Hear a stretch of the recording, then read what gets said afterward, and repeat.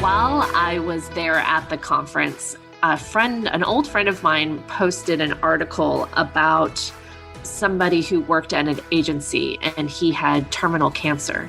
And from his deathbed, he was like, I've wasted so much of my life doing agency work and like breaking my back trying to get deadlines and just working crazy hours. And I'm about to die. And I wish I hadn't done that. And it hit me like a truck. I was like, I can't continue doing this. I could easily see myself saying the same thing. I need to make a change. And I quit by the end of the week. Welcome to Side Hustle Hero, the show that is laser focused to inspire you to take action to start or to scale your side hustle income streams. I'm your host, Joan Posivy, author of The Way Success Works, How to Decide, Believe, and Begin to Live Your Best Life. I'm not sure I've met someone before who has had so many different side hustles. In fact, today's guest has been dubbed the queen of the side hustle. One of them has been a major focus of hers now for 7 years.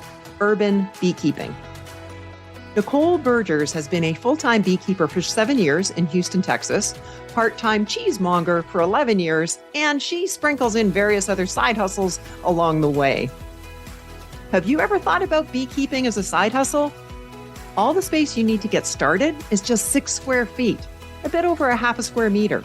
It could be around your house, on a balcony, or even on a rooftop. But here's the thing. There are core issues that all entrepreneurs, solopreneurs encounter, regardless of the industry. So be sure to catch my wrap up at the end, where I drill down on 2 of them that Nicole currently faces. You've heard of imposter syndrome? It's feeling like you aren't really as competent in your work as people think you are. If you've ever felt that way, you're not alone. Early on at the start of her business, in a single bee incident, Nicole endured over 50 bee stings to the face. I can't imagine. Naturally, it caused her to question, could she really do this? Should she even try? Also, it's good to periodically check in and take stock of how you're spending your time in your business. Are you focusing on those areas that are giving you the best return, or the areas that hold the most promise? Do you even know what they are? Right now, Nicole is going through that analysis. She has some pretty sweet advice. Did you catch that? Sweet advice? She's a beekeeper. Sorry, I almost heard your groan. So let's get to it. Now, here is my conversation with side hustle hero, Nicole Buergers. Well, welcome, Nicole. Thank you, Joan. When I learned you were dubbed Queen of the Side Hustle, I thought, okay, I've got to have this person on my show. What have you done, Nicole, to earn that moniker? Just about everything. I am someone who always has multiple jobs, no matter how employed I am. I have multiple jobs. That includes right now. So, wow. Yeah, variety is the spice of life, and I like to have my fingers in a lot of pots at the same time. What are some of the things that you've done in the past? Sure. I have written questions for trivia shows at bars. I've hosted those trivia shows. I have dealt poker. I have cleaned houses. Mm-hmm. I've hosted blind speed dating. I've done that. And my current part-time job, I've had it for 11 years. It kind of feels like a career at this point. I am a part-time cheesemonger at a cheese shop. Really? I am. Wow. Yeah. Okay. 11 years. That sounds like a long time for you, Nicole. It is a long time. I do love cheese, just that much. Wow. Well, Yeah. Somewhere in that background, is there now, or was there a full-time job? Oh, yeah. Sure. Yeah. Now and then, always, almost always. Yeah. So I started my career. I was doing like customer service call center work. Mm-hmm. And that evolved, had a side hustle of like helping make websites and social media. And that evolved into a career in marketing, Oh, where wow. I worked for various agencies doing like Facebook had just started. I was setting up accounts on Facebook and on MySpace, YouTube, all of that. And then also doing website marketing, HTML, all of that, SEO. That was a big part of my career. So I was like Wow. a SEO, social media marketing specialist for about 11 or 12 years. Fantastic, because that, of course, would serve you well for many of your Yes. side hustles. It does. It serves me very well. And it taught me a lot about just the working world and, going to an office every day and what agency life is like. So that was definitely a lot of hustle culture. So what prompted you to leave? I wanted something new and better for my life. Yeah. I was honestly very kind of tired of the rat race, and I had a new hobby that I had fallen in love with. And I really wanted a project where I introduced my hobby to new people and taught them how to do it.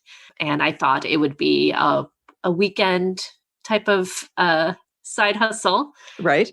And it quickly became all consuming. Wow. And I quit my job. I didn't want to do anything else but that. So Wow. So what is that? that is beekeeping. Beekeeping. Urban beekeeper. And how did you get started into that?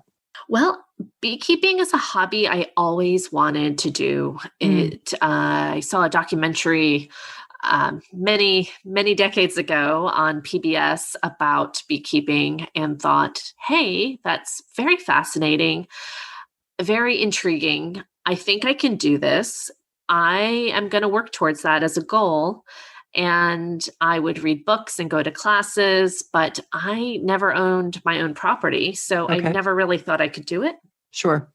My current partner, for one of my birthdays, he bought me a beehive. Brendan, is his name. Yeah. Nice. Brendan bought me a beehive, unassembled. And he said, hey, just get started and see what happens.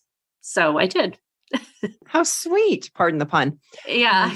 Yeah. He is my favorite bee. That's what I call him. His name is Brendan, but he goes by Bee. So yeah, he brought that into my life. So when you said like variety is the spice of life, that doesn't include Brendan. That's Oh no, he is my he is my foundation for that. Yeah, he's fabulous. He's awesome. Yeah. And I will loop back to the bees, but what was it like? What was going on for you mentally when you decided to leave your full-time job and jump in full-time? The day I decided to quit my job, I was running a convention. Of course you were. I was a board member of a marketing association, and we had a convention. And I was, behind the scenes running things and just listening to all of the meetings that were being, the conference, just listening to all the speakers and what they were saying. And I just kind of sat back and thought, this isn't what I want to do with my life. This is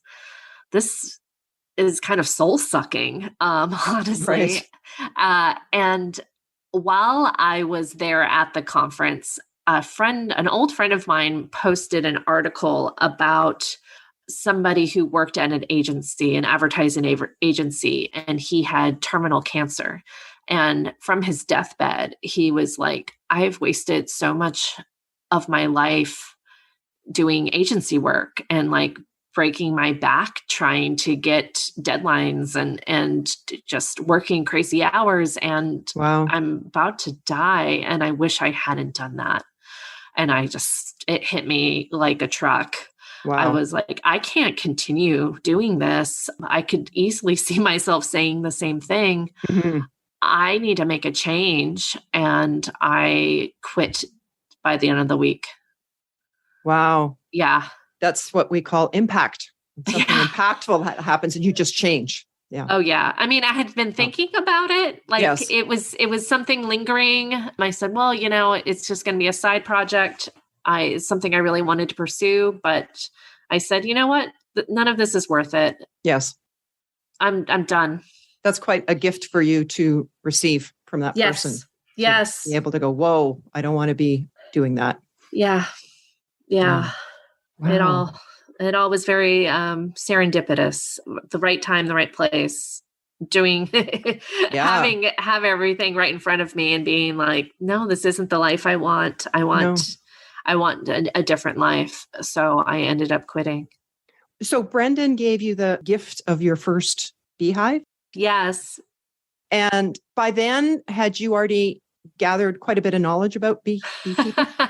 I was a year and a half in. I thought I had mastered it. I was nowhere near close to mastering it. I learned much more since then. But at the time, there's this time in your beekeeping journey where you feel like, oh, I finally got it. I understand it all, and you're a little overconfident, and that's where I was. That's where I was in the realm of things. I had peaked there, and I thought, oh, I got this. I can teach others. Yeah. And then the bees keep you humble. You quickly realize that you know nothing, and then you kind of climb up that mountain again of confidence. It takes a while. I find too, as you get involved in something, especially when it involves something alive like that, that it's like the more you get into it, the more you realize you don't know. Yes, that does happen. Yeah. You're like, wow, you're just scratching at the surface. But I felt I knew enough to quit my job. So yeah. That's exciting. Yeah, it was. So are there some common myths around bees or beekeeping that you can dispel for us? Like what's something that most people get wrong? Most people think that they do not have enough space for a beehive. And in reality, almost everyone I meet has enough space for a beehive. They feel like, oh, I need to be out in the country. I need fields and fields of flowers. I'm not a gardener. The reality of beekeeping is you don't need a lot of physical space. Each hive takes up about a 2 by 3 foot space. Okay. The reality of it is you'll need space for like equipment and storage and things like that. But in the actual yard space, you don't really need much. And then there's things like rooftops and balconies where people don't consider that they actually have this space already. It might be a space tucked behind your garage or a space on the side of the house where no one ever walks. Those are the little coves I like to find in people's yard where it's like, what are you doing right here? Lovely. Absolutely nothing. So I guess if somebody's got the desire, you'll find a space for them. Almost always. Well, when you mentioned rooftop beekeeping, I was reminded it was about a year ago. I was in between places and I rented an apartment. It was like right in the heart of the city for about a month and a half. And I looked across the street and I could see the roof of a building across there. And there were beekeepers there looking after their bees. Yeah. I thought, wow, is that ever cool? Yeah. And how many bees would be in a typical beehive? About 50,000. Whoa. Yeah. Really? Yeah. So you could literally have 50,000 bees in that 2 to 3 foot square space. Yep. Absolutely. Wow. And so this begs the question, how often do you run into pushback from neighbors? Very rarely. Honestly, there are times I encourage everyone to tell their neighbors about their new hobby, but it shouldn't be the first conversation you have with your neighbor. Right. Be like, hi, nice to meet you. I've lived here for a few years. You haven't talked to me, but guess what? I'm getting bees. That's not really a good way to start a relationship unless they're cool with it.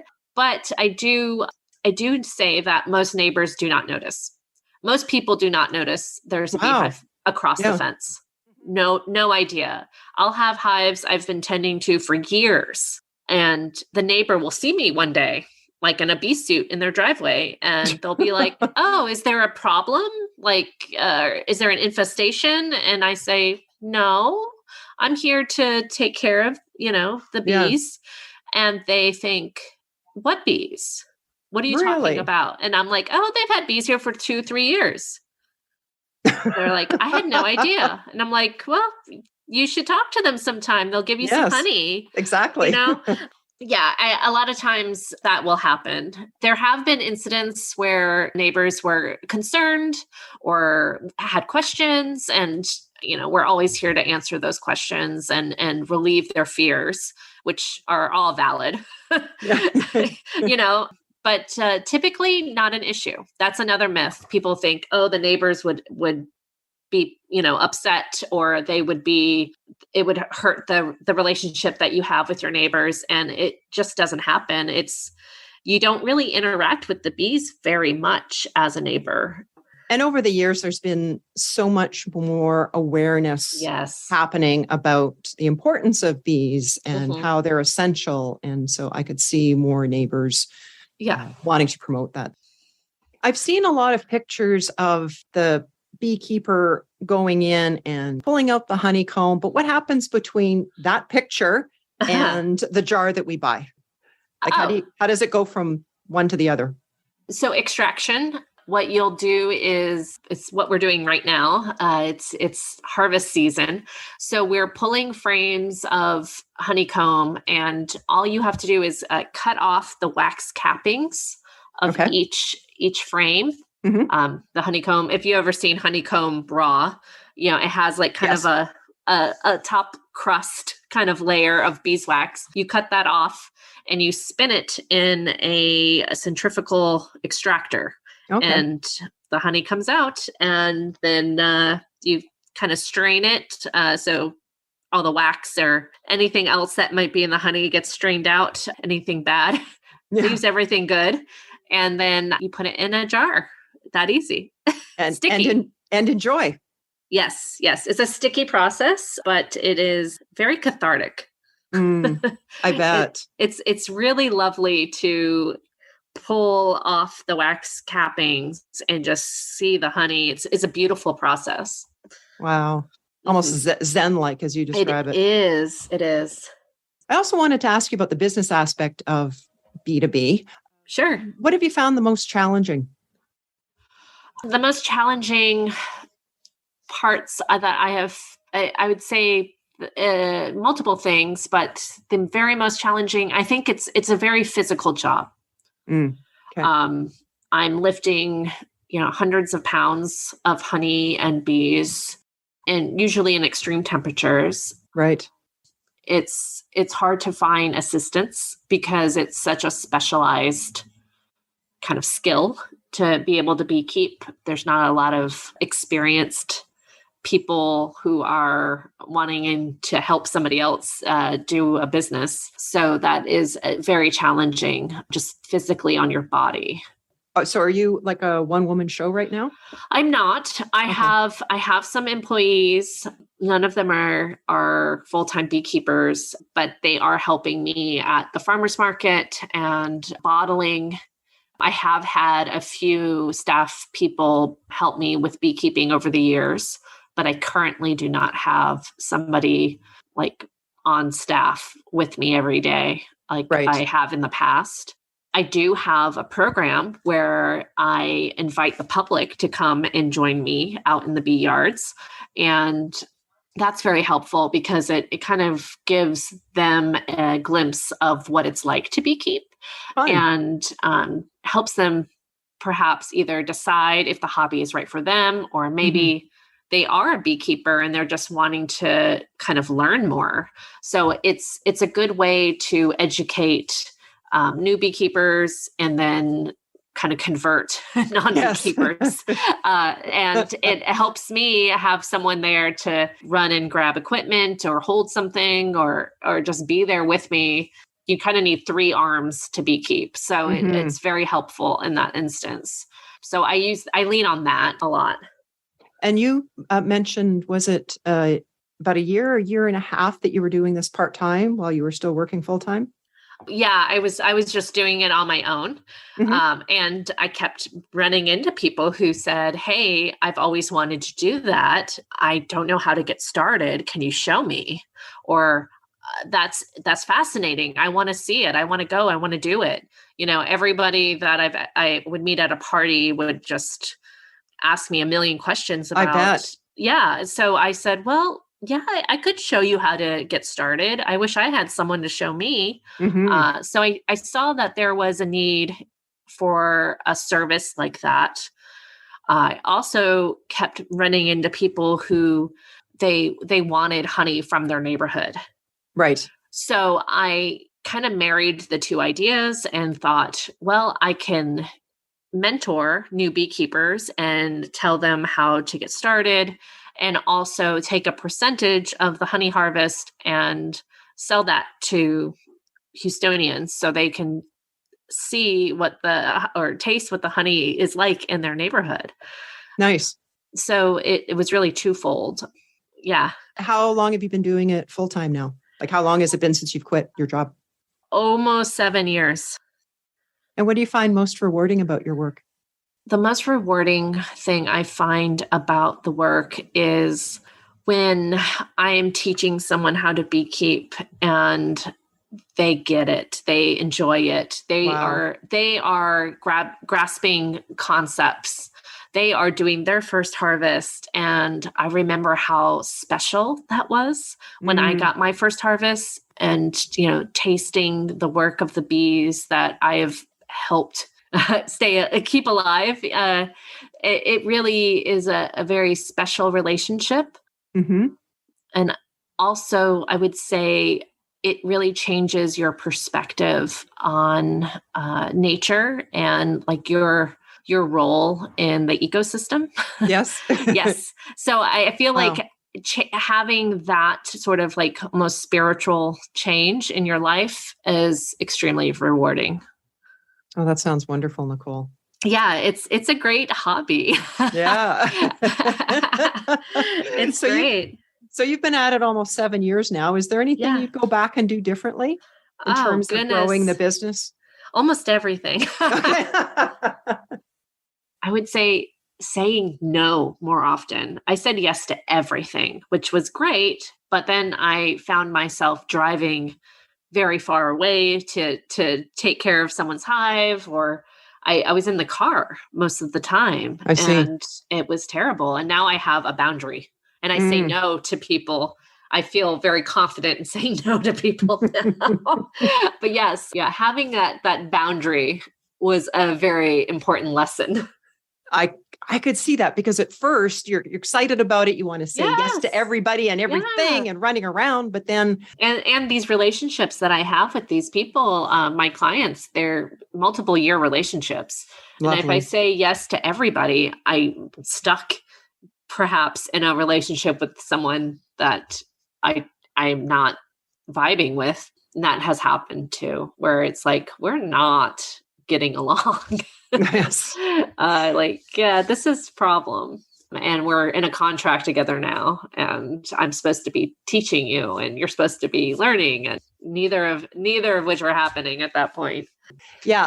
Every situation that comes up in a business, we learn something and get hopefully wiser as the days, weeks, and months go by. And I listened to too many people before I got started, and I was doing things in a very commercial beekeeper way. Mm-hmm. And it didn't prove to be the best for a backyard beekeeper. Okay. So I used much bigger, much heavier equipment. I've scaled down the style of hives I do completely differently. Mm-hmm. I found very early that there were issues with my business model. Okay. And I would change that right away. I used to say, you can have as many hives as you'd like for this flat rate. And then I realized that the hives multiply very quickly. And suddenly someone who started with 2 has 6 hives, and I was spending many more hours there. I see. And it became a problem. So I changed that. Good learning. Oh, yes. But yeah, there would be a lot of things I would change, but that's just, I think, part of learning and growing, honestly. Absolutely. For sure. Well, what's one of the key actions you have taken or continue to take that has contributed to the success of you growing what was a side hustle into your full-time work? I would say having a good online interface, like a good website that was informational as well as e-commerce. having a online presence was very helpful. And I know when I started, I would preach that to other beekeepers and say, hey, you should have a website. You should have a way for someone to buy this product online. Yeah, make it easy for them. Yeah, make it easy for the them. customer. Yeah. Yeah, same. Yeah, and they, most of them are farmers or they're just older retirees. They're not wanting to be on the internet. But when then like Whole Foods was bought by Amazon, and I was like, people are going to start buying food online. Right. I kept telling people, I'm like, this is something that you want to do. And then when the pandemic started, all the beekeepers were struggling to get their products online because they had no other way of reaching their customers. Exactly. I found that a lot of restaurants kind of turned into like mini grocery stores, and yes, they all could find me very easily and reach out to me. I did a lot of online business at that point. So perfect. It was great. And those people that, you were giving that advice to, they're going, okay, Nicole was really right. I never heard that, but I hope someone thought that at one point. I'm sure they did. It's very validating, Joan. Thank you very much. What is next for B2B? That's a good question. Right now, I've lost some key staff members in the last couple of months. So I have been doing just everything I can to stay afloat and keep the business operational. Mm-hmm. I've been hiring new staff members and training them. And I'm really just trying to focus on maintaining daily operations, as opposed to exploring new avenues or new things. We have a lot of business as it is, and we continue to get more stores, more products. And I am very focused on just at least maintaining like a functional business as opposed to expanding. That's where I am right now. Sure. To take a look at the business where it's at and say, what can we improve and streamline where we're at now, get that to the point where you want it to before jumping to the next level? Is that kind of where you're at? That's kind of where I'm at. I'm really doing introspective kind of, even internally, just like, okay, like how long do I want to do this for? Like I was saying, it was very physically demanding, and I am not getting any younger. So I'm like, okay, how do I pivot this into the next phase? What does that look like? Is it even here in Houston? Is it somewhere else? So I'm really kind of in this transition right now where I'm kind of doing a personal audit and really deciding how to proceed. I have stopped taking on new mentorship clients, just so I don't start new relationships and be stuck in like a multiple year relationship, kind of committed to getting this person off the ground, so I can at least evaluate where I'm at and where I'd like to be in 2 years. What percentage of your revenue is sales of your product versus the teaching mentoring component? It's pretty drastic, honestly. It's like 85% sales of honey, 15% sales of actual mentorship. But where do I spend the most time? It's mentorship. So that's part of the audit and evaluation is really kind of figuring out, how do I best either monetize this better or change the model where it works. It makes more sense. Is it possible to create an online course for? Yes. Beekeeping above anything else is very local.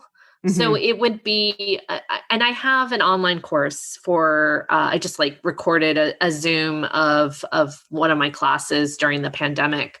So I have that online for sale, but it's difficult to have an online course and market it for everybody when everybody's location and weather patterns are so different. But I do record my courses that I do teach and put them online for people to purchase, and then for my students just to have and reference at any given point. They can always go back to the recordings, or we do a lot of educational resources. I send them out like a lot of newsletters and lessons that are written down so they can like read them if that's the way they learn. I also make videos if that's the way they learn. Yeah. Wow. Here's an article if you'd rather just read, or here's a podcast I really enjoyed if you really just want to listen. Yes. It's multi-dimensional for sure. Sounds like you're very accommodating. No wonder you're spending 85% of your time on that. That would be the key word. I don't label myself as accommodating, but if someone else calls me that, I will agree.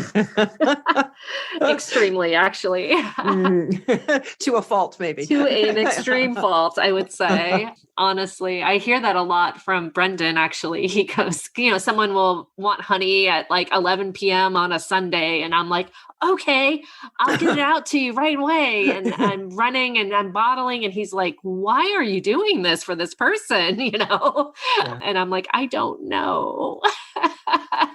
They asked and I said, yes. So that's definitely a fault, I would say. It's lovely that we can have people like Brendan in our lives to be able to say, give us that little tap on the shoulder and say, let me just interrupt you here. Yeah. Make you aware of what you're doing. Yeah. He likes to say, there's no such thing as a honey emergency, Nicole. Oh, that's brilliant. Yeah. Yeah. He says that a lot. And you're like, but there really is. I'm like, no, you're right. You're right. I just, it was a big order. I wanted to make sure they were happy. Yeah. Yeah. Well, what's the best way for our listeners to connect with you? Yes, please connect with me. You can visit my website. It is bee2beehoney.com. Okay. And that is spelled BEE, the number 2, BEE, honey.com. Although I did buy all the URLs. So however you want to spell that, it will go back to the website.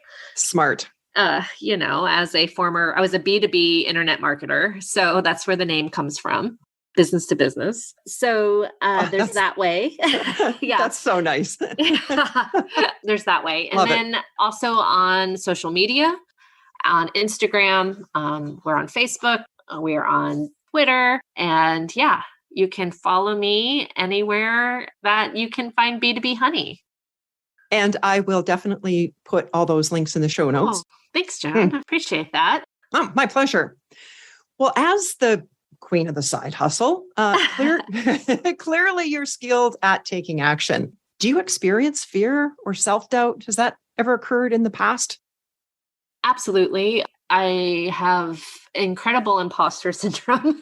I feel I have a lot of self-doubt issues, especially when I first started. I had a bee accident where I got stung in the face, probably 50 plus times.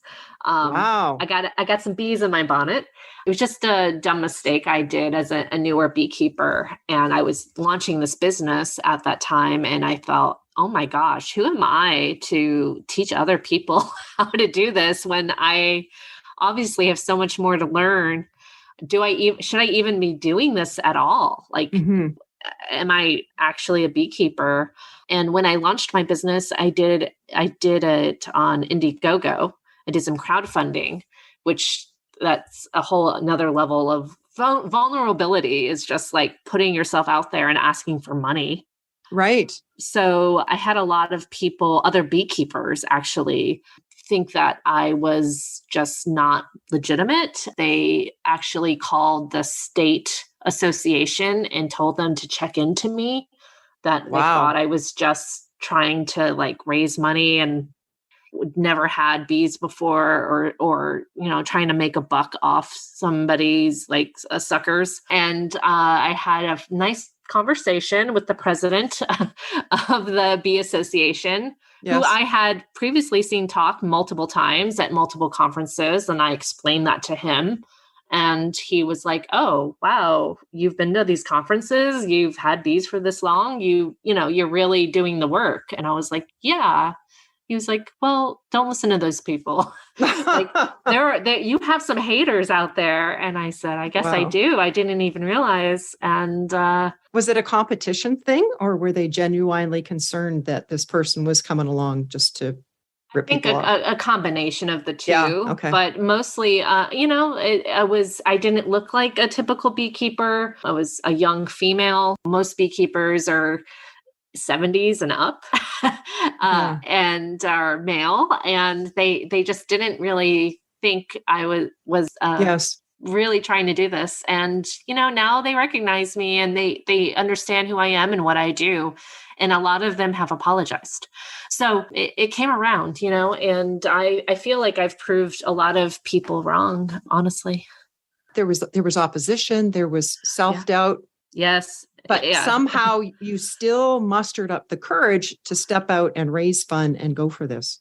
I did. And when I'll meet a stranger, or I'll meet somebody who's like, "Hey, like, I've been watching what you've been doing, and like, you're doing a great job," or they'll tell me like, "Keep it up."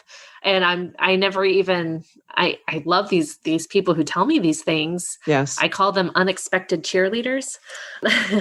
They're surrounding me all the time, and they always say something to me when those days that I need to hear it. And it's very, very fulfilling, honestly. Perfect. Yeah. I find if we stay focused on our goals, we do connect with those people, places, events that we need to take the next step. And sometimes it's that person saying, "Hey, you know what, Nicole, you've come a long way, have done a huge amount of good in our city. Keep it up, girl." Mm-hmm. Yeah. Yeah. That always feels so good. Well, I really appreciate you being here, Nicole. Sorry, I couldn't help it. And thanks so much for sharing not only your side hustle wisdom, but giving us some fun beekeeping insights too. Yeah. And again, if you are interested in bees, I would recommend reaching out to your local bee club or beekeeper and seeing how you can get involved. And if you see a beekeeper, buy them an iced beverage. They are hot right now. It is hot in that bee suit. So say, "Here, I got a popsicle for you." They will appreciate it. That's an excellent suggestion. Thank you again, Nicole. No, thank you so much, Joan. I appreciate you having me on. When I asked Nicole about her experience with fear and self-doubt, she told us that she has incredible imposter syndrome. If you're experiencing that, clearly you are not alone. It's more common than you think. I remember in my mid-20s reading about Sherry Lansing. She was the first woman to lead a major Hollywood studio when she was president of 20th Century Fox. She was also the CEO of Paramount Pictures. She said even when she got to that level in those roles, there were times that she felt like a fake. The people were going to find out that she wasn't as good as they thought she was. And I remember thinking when I was reading that, wow, even at that level of accomplishment, it can still be an issue. And then more recently, Sheryl Sandberg, who built Facebook with Mark Zuckerberg, and up until June of this year was the COO at Meta, she's talked about it as well. Lady Gaga has said, "I still sometimes feel like a loser kid in high school. I have to pick myself up and tell myself I'm a superstar every morning so I can get through this day and be for my fans what they need for me to be." But you know what? You and I have heard of these people because in spite of their self-doubt, in spite of their insecurities, they pushed through and pursued their dreams. So the next time you're feeling like an imposter, know that you are in very good company. And I'm going to take that a step further to say, pat yourself on the back, because instead of staying in your comfort zone where most people hang out all the time, you're taking action in spite of your fear. Lastly, Nicole also mentioned that 85% of her B2B revenues come from honey sales and 15% mentoring. But where's she spending most of her time? On the 15%, on the mentoring. She's spending most of her time on the area that brings in the smallest amount of revenue. It's really wise of her to have recognized that. I mean, it's so easy to get wrapped up in the doing of a side hustle business without taking a look at the metrics to see where your time and resources are best spent. And B, since recognizing that, now she's taken the time to pause and figure out what changes need to be made. That's wise. If you find yourself regularly feeling frustrated by the lack of return you're getting for your efforts, take a look at where your revenues are coming from versus where you're spending most of your time. A small change in your focus and therefore your actions can produce a big change in your financial results. Well, that's a wrap for today. You'll find the links we mentioned and the show notes on our website, sidehustleheropodcast.com. And I'd love to hear your feedback on the show, on the guests, how this podcast is helping you, what areas could we do better? Shoot me an email message to hello@joanposivy.com or by DM on Instagram @JoanPosivy. Thanks for listening and hustle on.